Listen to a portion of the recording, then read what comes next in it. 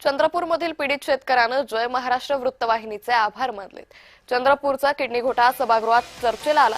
आरोग्य राज्यमंत्री पंकज भोयर यांनी कारवाईचं आश्वासन दिले आणि त्यानंतर या पीडित शेतकऱ्यानं जय महाराष्ट्र वृत्तवाहिनीचे आभार मानले। चंद्रपूरचा किडनी घोटाळ्याचा धक्कादायक वास्तव जय महाराष्ट्रानं उघड केलं। याबद्दल पीडित शेतकरी रोशन कुळे यांनी जय महाराष्ट्राचे आभार मानले।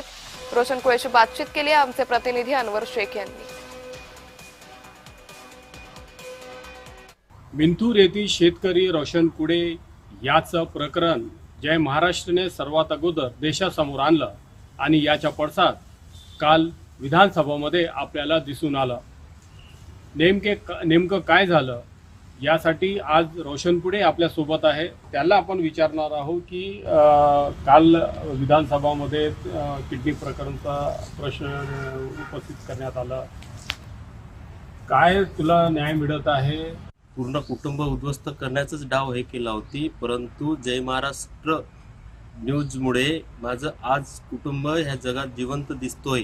हे सर्वात पहिले जर माझं देशासमोर प्रकरण आणले असतील त्यांनी जय महाराष्ट्राने आणले आणि जय महाराष्ट्राचे मी आभारी आहे।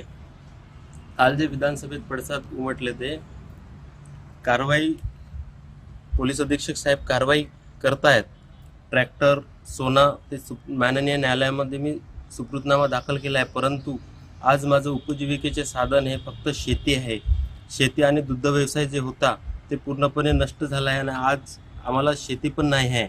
माझी फडणवीस साहेबांना एवढीच विनंती आहे का यांच्या पाशात जे पावणे 4 एकर जे माझी शेती गेली आहे ते मला लवकरात लवकर मिळवून द्यावी।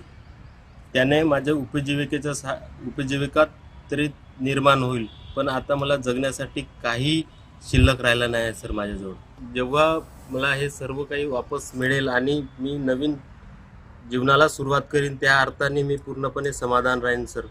परंतु आता जी घरची सिच्युएशन आहे ते आताही मी दारिद्र्यातच जीवन जगत आहे। बँकेचा त्रास पण आजही चालू आहे सर। रोशन कुळे याला खरोखरच न्याय देण्यात यावा, जेणेकरून त्याचं नवीन जीवन पुन्हा चांगलं सुरू होईल। अनवर शेख, जय महाराष्ट्र न्यूज, चंद्रपूर।